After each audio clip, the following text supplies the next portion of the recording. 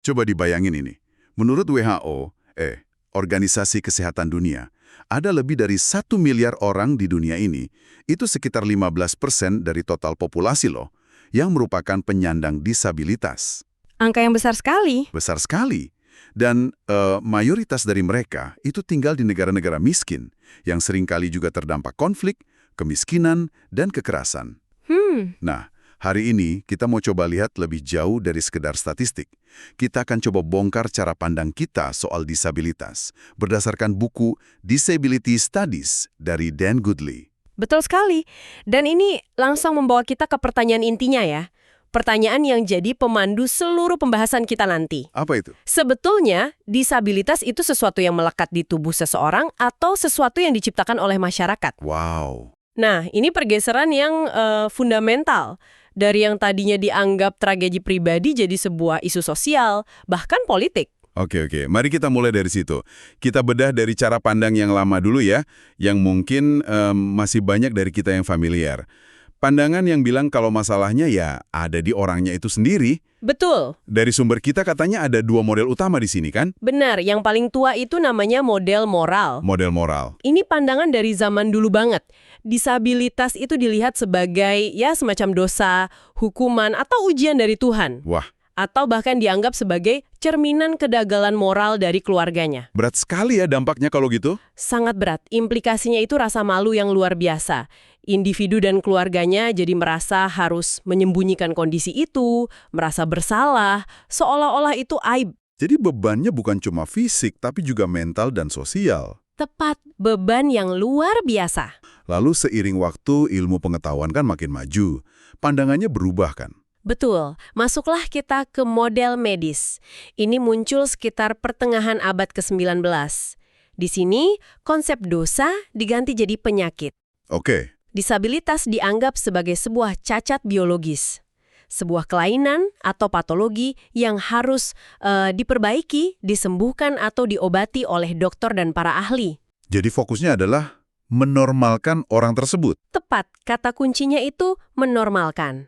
Jadi individunya dianggap pasien yang rusak. Yang perlu diperbaiki, betul sekali. Yang perlu diperbaiki ya. Dalam model ini, penyandang disabilitas itu jadi objek pasif. Mereka itu pasien yang nasibnya ditentukan oleh para profesional medis.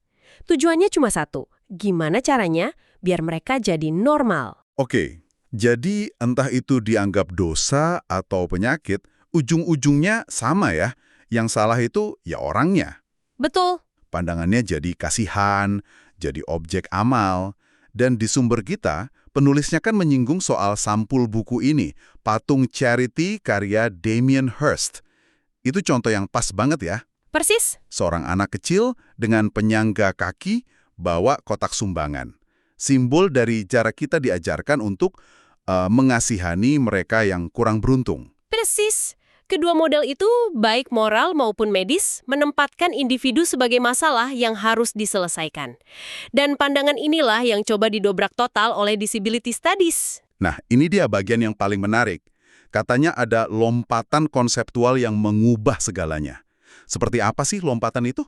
Lompatannya itu ada pada pembedaan dua kata. Kelihatannya mirip, tapi maknanya, wah beda jauh. Yaitu impairment dan disability. Impairment dan disability. Ini kuncinya. Impairment itu adalah kondisi tubuhnya. Keterbatasan fungsional yang disebabkan oleh kondisi fisik, mental, atau sensorik. Misalnya, seseorang tidak bisa berjalan. Itu fakta biologis. Itu impairment. Oke, impairment itu kondisi biologisnya. Paham. Lalu disability. Nah, disability itu beda lagi. Itu soal kesempatan yang hilang atau terbatas untuk bisa ikut serta dalam kehidupan masyarakat. Tapi bukan karena tubuhnya. Loh, terus karena apa? Karena lingkungannya nggak mendukung. Karena ada penghalang fisik dan sosial di sekitarnya. Tunggu. Biar lebih jelas, bisa kasih contoh yang lebih konkret nggak? Tentu, kita ambil contoh tadi ya, orang yang tidak bisa berjalan dan pakai kursi roda. Impairment-nya adalah dia tidak bisa menggerakkan kakinya. Itu fakta. Oke. Tapi dia baru mengalami disability saat dia mau masuk ke sebuah gedung. Kantor, bioskop, atau kampus misalnya. Tapi gedung itu cuma punya tangga. nggak ada jalur landai atau lift. Ah, Jadi, yang membuat dia didisabilitasi atau terhalang itu bukan kursi rodanya, tapi arsitektur gedung itu. oke. Ini dia perubahannya. Jadi impairment itu kondisi di tubuh, tapi disability itu diciptakan oleh masyarakat. Tepat. Jadi, masalahnya bukan lagi kenapa kakimu tidak berfungsi, tapi jadi kenapa gedung ini tidak aksesibel. Begitu ya? Tepat sekali. Fokusnya bergeser 180 derajat. Dari menyalahkan individu, menjadi mempertanyakan desain masyarakat kita. Wow. Dan dari sinilah muncul istilah penting lainnya, disabilism. Disabilism. Ini adalah sebuah bentuk penindasan sosial, mirip seperti rasisme atau seksisme, di mana masyarakat secara sistematis menyingkirkan penyandang disabilitas karena semua dirancang hanya untuk orang-orang yang dianggap non-disabilitas. Oke, jadi jelas sekarang, masalah utamanya ada di masyarakat dan hambatannya, tapi dari sumber kita, sepertinya cara pandang untuk melawan hambatan ini pun ternyata ada beberapa kubu atau model yang berbeda ya, nggak seragam. Benar sekali. Setelah sepakat bahwa ini isu sosial, muncul berbagai cara untuk menganalisis dan melawannya. Sumber kita menguraikannya dalam 4 model utama. Yang pertama, yang paling berpengaruh di Inggris adalah model sosial. Model sosial, apa fokus utamanya? Sangat praktis, sangat politis. Bagi mereka, fokusnya cuma satu, hancurkan hambatannya. Bongkar semua penghalang fisik, sosial, dan struktural. Jadi ini bukan teori di kampus doang ya? Bukan, ini alat perjuangan bagi para aktivis. Logikanya sederhana. Jika semua gedung punya RAM, semua informasi punya teks alternatif, maka disability akan hilang. Yang tersisa hanya impairment. Jadi ini yang paling to the point ya, sikat hambatannya, selesai masalahnya. Lalu, kalau kita geser ke Amerika Serikat dan Kanada, modelnya beda lagi. Beda, di sana berkembang apa yang disebut model minoritas. Model minoritas. Cara pandangnya adalah membingkai penyandang disabilitas sebagai kelompok minoritas yang tertindas, sama seperti kelompok etnis atau ras tertentu atau komunitas queer. Jadi ini perjuangan hak-hak sipil. Betul. Dan dari gerakan inilah lahir slogan yang sangat kuat dan terkenal itu, "Nothing about us without us." Jangan membuat keputusan apapun tentang kami tanpa melibatkan kami. Tunggu sebentar, ini menarik. Di sini ada istilah baru lagi, ableism. Apa bedanya sih dengan disableism yang tadi? Kelihatannya mirip. Pertanyaan bagus. Bedanya tipis tapi penting. Kalau disableism, itu soal hambatan struktural yang nyata. Tangga, trotoar rusak. Oke, yang fisik. Betul. Kalau ableism itu lebih ke bias, prasangka, dan stereotip. Di level personal dan kultural, itu keyakinan yang tertanam di kepala kita bahwa tubuh yang normal dan mampu itu lebih superior. Bisa kasih contoh nggak biar lebih kebayang? Tentu, kalau sebuah perusahaan tidak membangun jalur landai, itu disableism. Oke. Tapi kalau manajer HR-nya dalam hati saat wawancara melihat kandidat di kursi roda dan langsung berpikir, pasti orang ini merepotkan, kurang produktif, atau lemah. Nah, prasangka itu adalah ableism. Paham. Jadi ableism itu soal cara pandang, disabilism itu manifestasi fisiknya. Tepat. Sekarang jadi jauh lebih jelas. Lanjut, model ketiga, model kultural. Ini katanya lebih abstrak lagi ya. Betul, ini datangnya dari dunia humaniora dan seni. Model kultural bilang disabilitas itu bukan cuma soal hambatan atau hak, tapi juga soal makna. Maksudnya soal makna?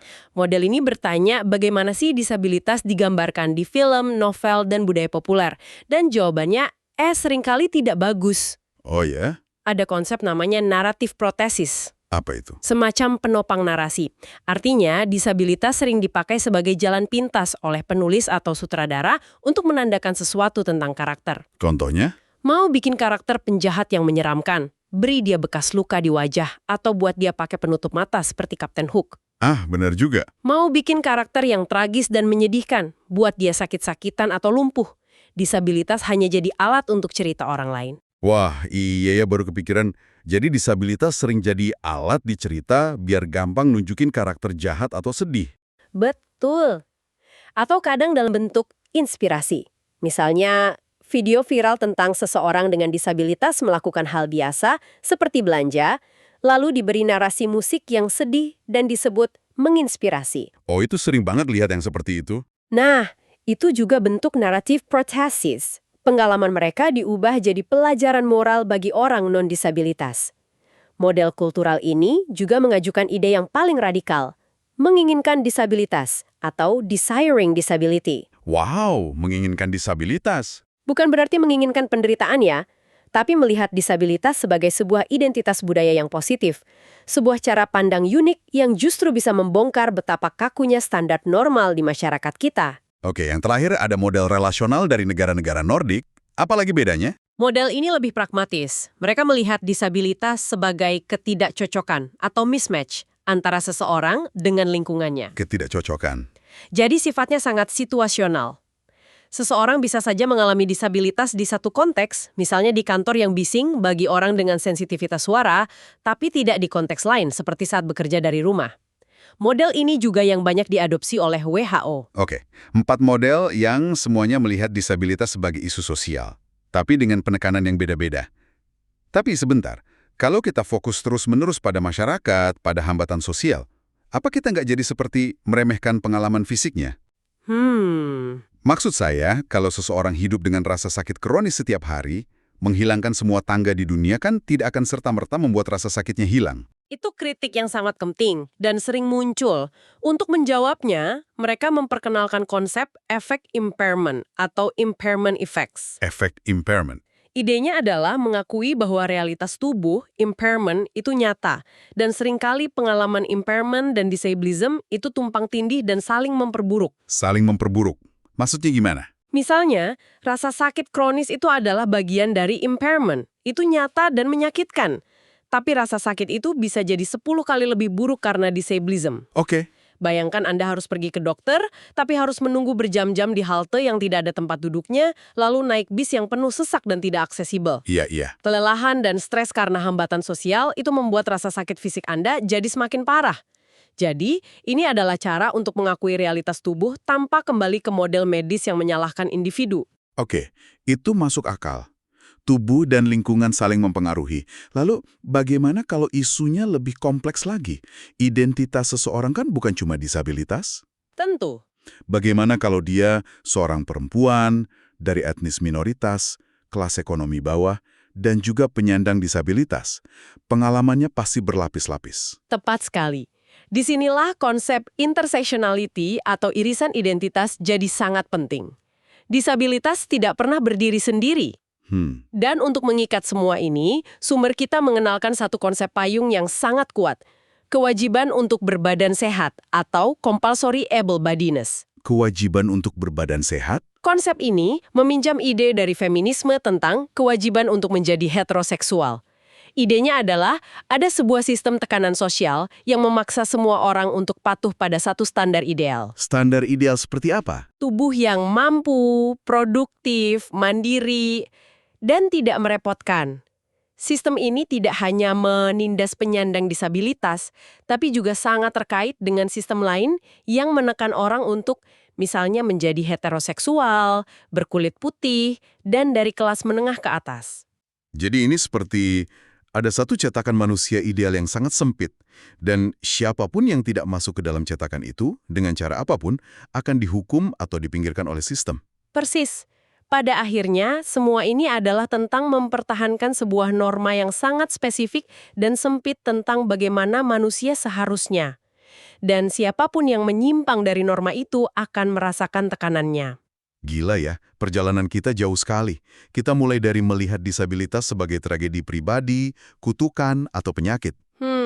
Lalu kita bergeser dan melihatnya sebagai isu sosial tentang tangga dan jalur randai.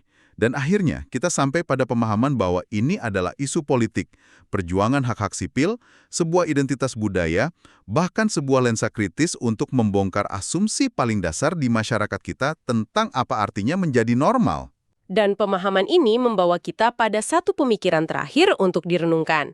Sumber-sumber ini pada dasarnya bilang bahwa mempelajari ableism, bias terhadap tubuh yang berbeda, itu bukan cuma penting untuk penyandang disabilitas. Oh ya? Ini adalah cara untuk menyatukan berbagai perjuangan, antirasisme, feminisme, politik queer, semuanya melawan satu musuh yang sama, yaitu cita-cita sempit tentang bagaimana manusia normal itu seharusnya. Jadi, pertanyaan penutupnya? Pertanyaan untuk Anda renungkan adalah ini.